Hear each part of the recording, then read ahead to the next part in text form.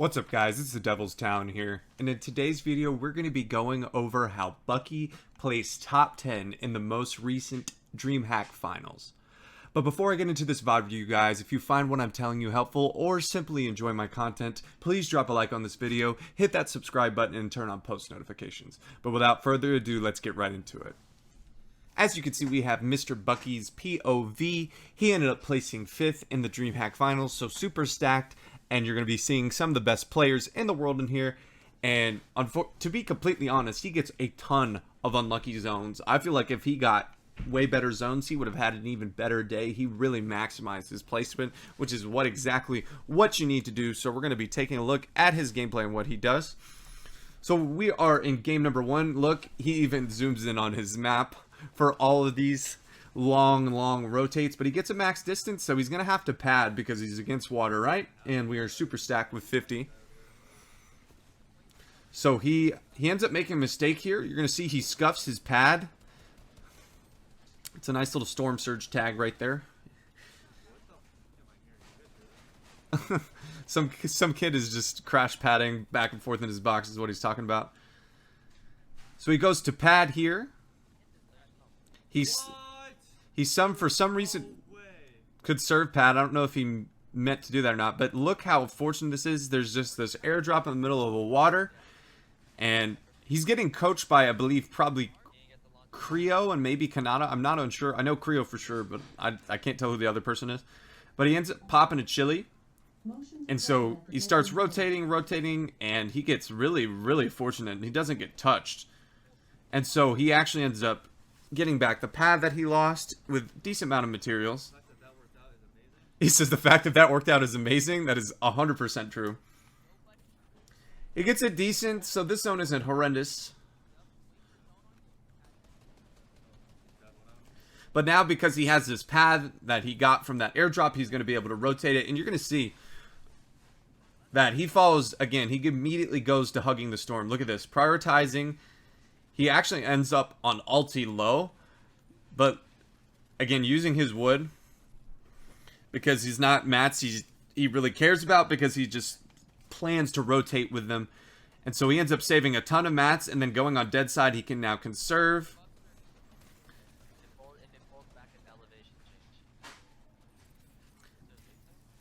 He gets a really good, and that's the dead side, he gets a really good zone here as well. Surprised to not dropping his weapons to reload. But you can hear Creo comment, hey, you need to reload. But look again how he's, if you look at the semicircle, he's on the dead side where he's not going to have to worry so much about opponents. Look at this. He's on dead. He can look back. He's saving materials. He's using the chili. I love the cone peak here to see where he can go. He gets a little bit tagged up here, but that's alright. He's in, and now he can pop a big. And again, this is all placement as he has no kills. And again, now he can rotate to dead side again with chili. And he finds, again, he just finds some minis, gets a little bit extra materials from that as well. This is really just a great example of rotations. He's hugging dead side always. That allows him to minimize his usage of materials. He uses the mobility with the chilies. And he's maximizing his placement. He's using these old tarps. He only has 3 builds. Hasn't even registered a kill yet. But look at this dead side. It's completely uncongested. He's on ulti low. Gets a nice pickup on the homie Jaden shots. GG's. Played a few zone wars in my days with Mr. Jaden shots there. He got a little bit of mats, not a ton. But again, now we're in final zone. But you're going to take a top 10 in finals, always. The guy jumps up and hits a nice shot on him, but really great stuff. Again, and that was just rotational knowledge, rotational skill. Again, hugging that dead side on both rotates, staying away from the congested middle, and pretty much just, he picked up a shambles player to get an extra 5 points, but he maximized his place in the top 10. That is definitely a solid first game. So he's on edge and lazy, which is exactly where you not want to be. Unfortunately, it seems like he's gotten into a very congested area with a bunch of players. I really like him playing distance there. He unfortunately gets cracked. I'm surprised his opponent didn't try to cycle a little bit more after that huge crack.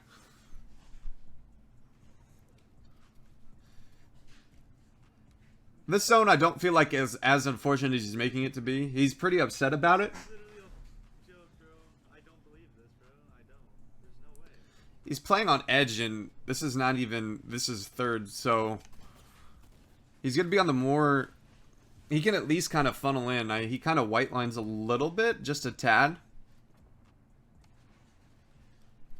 But he finds all these crash pads, which kind of just makes this rotate pretty simple. Unfortunately, he has to go a little bit level of elevation. This is what I don't understand. This is what kind of griefs this game. Him going for this white sub right here. I don't feel like it was... And he gets fried, unfortunately. I felt like if he had just continued to kept going, he would have been fine. And so now he's on edge again for fourth, and so he gets again a pretty decent sized rotate. Like how, dude? That's not even possible. How? This really sucks because it's up elevation. He's gonna have to go early, and that's exactly what he does. I don't think going for the white sub was the play there.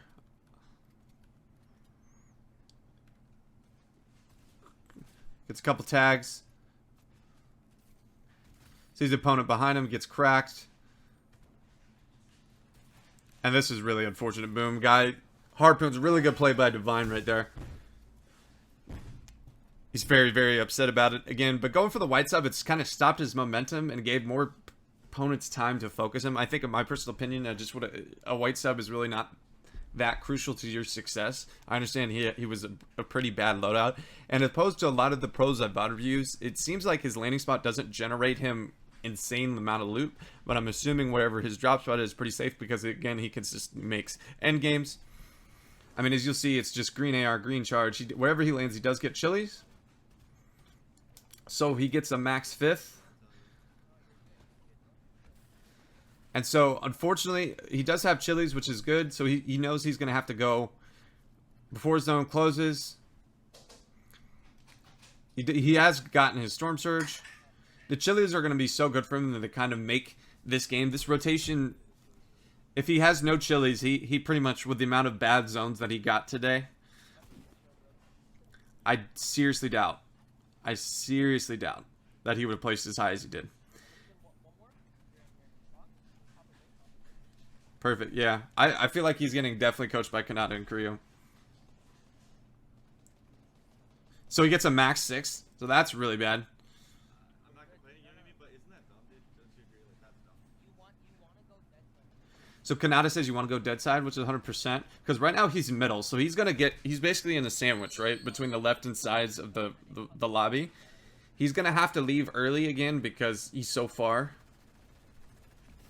He gets cracked from behind with someone rotating late, and he gets fried from behind. But again, this is just maximizing placement. He says, you hear Kanata go, I don't know what's happening. But immediately goes to dead side again. This is beautiful. Now look how free this area is. He can serve mats. He can basically play slow. Even get a little bit of refarms on the way. He has natural cover. I love the decision. And again, he doesn't have the health to key that, and he doesn't need to. He has a little bit of mats, and this rotate's going to be tough for a lot of the lobby because it's all water. And so as you can see, the lobby really dipped down. He's about to get placement. Oh, he got a kill. Awesome. And then he got a favorable second moving. His rotates are really good right here. So again, obviously going to pop this chili. Yeah, he really needed that, unfortunately. But good thing that this is all water. It's really fortunate for him. Because everyone's going to have used the materials. The rotates are a lot more difficult. So I feel like this really maximizes his placement because everyone is so worried about rotating. Gets a huge crack. This is really scuffed. Gets up, uses the last bit of his mats, and then he gets another good moving zone, so he can look back, and now he could just he gets a huge refresh right here. Boom. Look at that. Yeah, that was so big. So now he continue his game. And then boom, he gets immediately in, and another top 10 again. Just maximizing everything that he has. He accidentally shoot out his floor. It's okay. He got right back up. Then he dropped his weapon to reload. He's not going to probably be able to hold this with wood. That's okay. You'll definitely... Fifth is really good for that amount of shambles situation he kind of was in. And again, all he's doing that's so good is he's maximizing. He's using every material, every mobility, everything that he has in his inventory, and that's all you can ask for. And again, because of that water zone, he made top 5 before we even got to final. You know, you usually see on land in these super stacked events, you know, you'll see 10, 12, 15 people in final zone. But because of the water, it makes these rotates so much more difficult because people have to expend their mats, unlike recycling old builds and stuff, because you're not going to be having these long tarps out on the water. So Bucke doing a great job of maximizing what he has. And so we got another max. You got a max moving. So comms, he says you need to look for a pad or just decide to pepper. And so he's going to play it safe and decide to go look for a pepper. Oh, sorry. He's going to go. He said build and go, build and go. And you're going to see it's like just a minefield of crash pads. This pepper's really good. This is super awkward. He flipped that so beautifully. That's just good mechanical skill right there. Yep. He says don't look for anything. It's exactly. He has. He's looking back on this guy, not paying attention. It gets really nice cracks.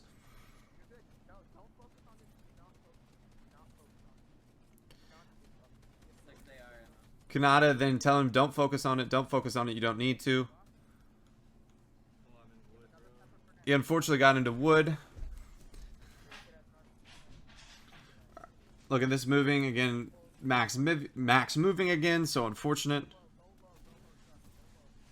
So Kanata tells him to go low, and then he catches this guy. I was really fortunate he got a little bit of the mats there.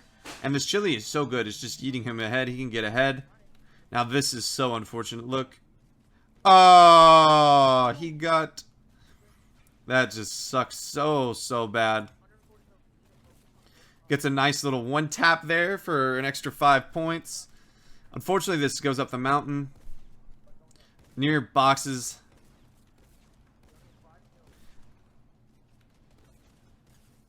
No, that wasn't a bad game though. That wasn't a bad game though. With how bad that circle was, he kind of really did maximize. Because he had to go up. He didn't have all the mats. He couldn't really get any of those refreshes. He nearly wins that fight. I love the fact that he was able to drop his weapon and shotgun. It was really good awareness that he was low on ammo and needed to win that 50-50. He unfortunately didn't, but you'll take that again. A top 25. And with that unfortunate zone going to elevation, there's not much he really could have really done with the lack of mobility. With most of these players, you see them carrying crash pads. I haven't seen that from thus far in this Bucke VOD review. All I really see is just using chilies and hopefully catching a pad here and there. So we're in 5th, and then he gets another max moving. I'm telling you, he had so much unluckiness with his zones. Yep. Pepper and left side again, and again, why are we staying left side? Because all he has to worry about now is what's in front of him, behind him. He can completely eliminate a direction.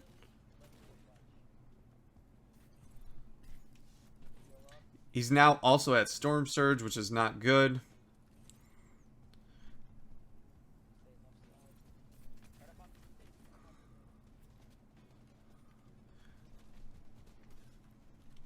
Really good crack right there.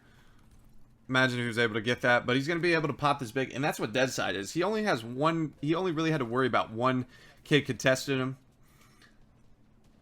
And he makes it there no problem. And so, again, gets another unfortunate max distance.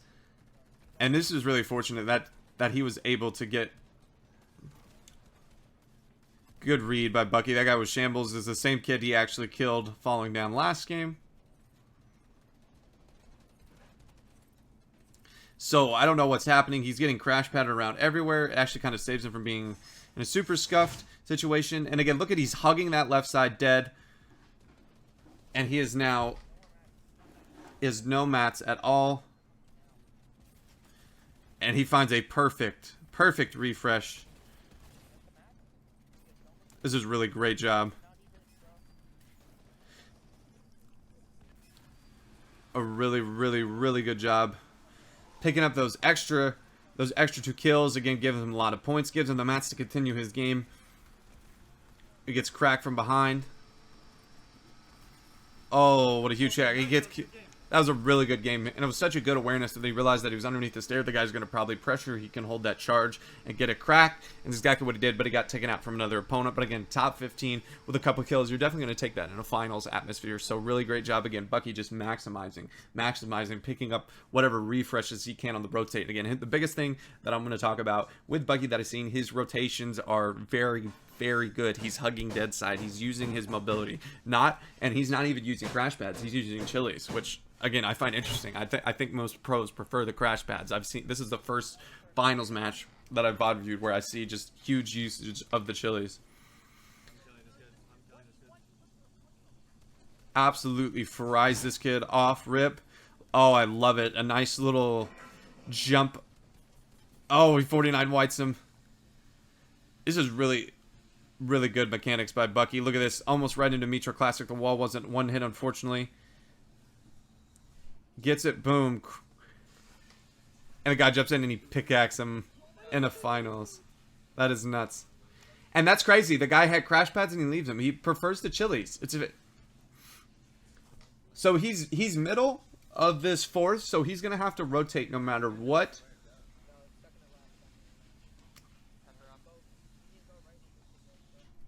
Yep, and then immediately pop the chilies to go to stay safe. And again, he's just burning his wood, right? No hard mats on this, no need for this rotate. And again, he immediately just goes to this very dead. Remember, don't it smoke a little bit sometimes. It's gonna lie to you. It's gonna lie to you. This is really good. Good positioning. And again, he had an extra chili, so now he has... He got another max, but he can again go right. Again, that's going to be the dead side where less players are. Obviously, most of the congestion is going to be on the mountain. And it's D-elevation, so he can just... He gets fried from behind.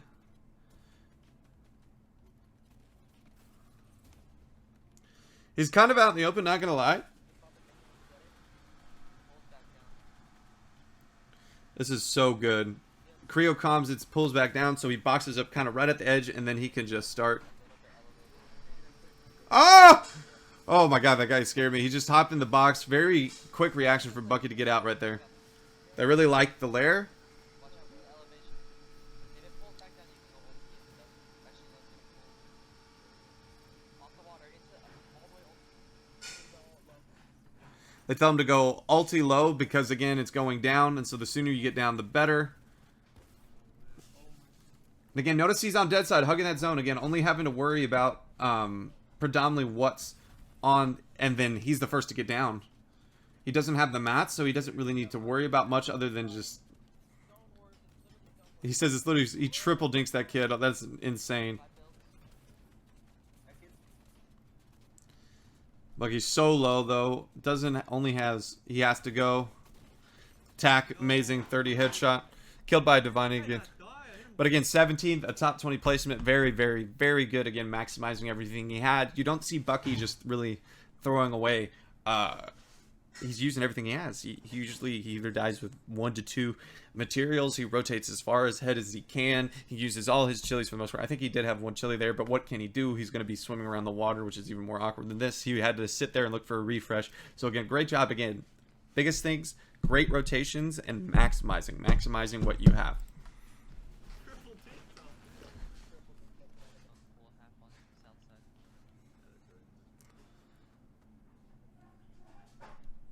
That's not a horrific zone. It's not as bad as he's been getting before, and he could just kind of... So he finds a crash pad that someone else placed, and this is going to be really good because it's just going to yoink him right in. This is really good. All his wood is gone, and now look at this. Nice. He's in. I really like the decision to build up there. I don't like being where I don't have full movement space, so I think he felt the same way as well.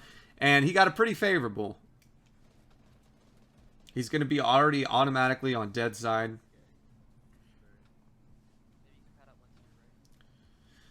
Everything, unfortunately, just unfortunately not paying attention. A little bit scary. He found some open space to pad. It's always really good to pad first moving.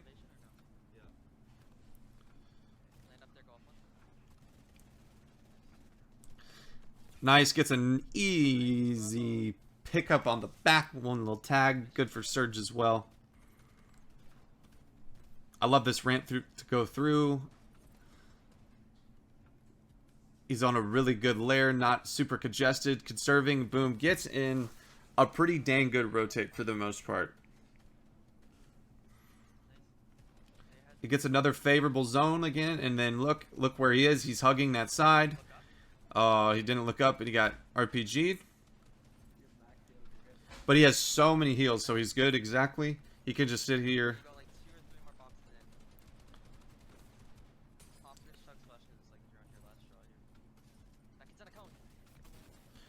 I love the decision to not go for it. He doesn't need to. He's got the mats where you can box up here late. Oh, someone psychos into his box. This other guy just hits it for 90. And this is unfortunately... Sorry guys, I do apologize there was an ad, but unfortunately that kill gets yoinked from him after a couple big tags. Look, he's again no mats. Gets one little tag. And then has to launch pad right. No other choice because it pulls up. Imagine if he gets in right here. Doesn't get in, and he gets killed from another, but you'll take that again. With it, a lot of really good placements. As again, you said he played 8 matches. He only had 14 kills in... no, sorry, I can't do math. I thought it was 10 games, sorry. But 1.4 per game, so not a lot again. Just orienting on placement. He averaged... Again, a top 25 placement, averaging 37 points. Again, DreamHack very, very huge on placing high. So great job from Bucke right there. The main thing I want to see is I was a little bit surprised with his choice chilies over crash pads. I could see why. Maybe the crash pads, they have a tendency to where you get beamed. But the crash pads have a little bit more utility. You can use an exploit to get refreshes, all that stuff. The chilies are just pretty much for pure rotation. I feel like Bucke likes that, having the control of being able to build and go where he wants to go speedily, readily, getting ahead, all that stuff. So that might be just a personal preference. I haven't seen a lot of pros just choosing the chilies over the crash pad, so that was something very interesting. He had very, very good rotations throughout. Definitely prioritize placement, which is what you have to do in these finals matches. And another thing I just want to talk about, he had a really good mentality throughout. What didn't let the fact that he was getting a ton of just max pulls really discourage him. I mean, sure, he was vocalizing like, this sucks, this is unlucky. However, it didn't seem to affect his gameplay, and that's fine to vocalize when you're frustrated, but you can't let it overtake, your skill, your ability, and your mentality of knowing what to do in those situations. It's like, okay, I got this max pull, what can I do to make sure I get in? And luckily you have those chilies again. I'm not sure. I guess the chili is pretty much good for each specific rotate because it lasts a full minute, and these rotates aren't going to last that long. So that might be another thought process dealing with the chilies. But, well guys, I hope you did enjoy that VOD review. If you did, please drop a like on this video, hit that subscribe button, and turn on post notifications. And I'll see you in the next one. Peace.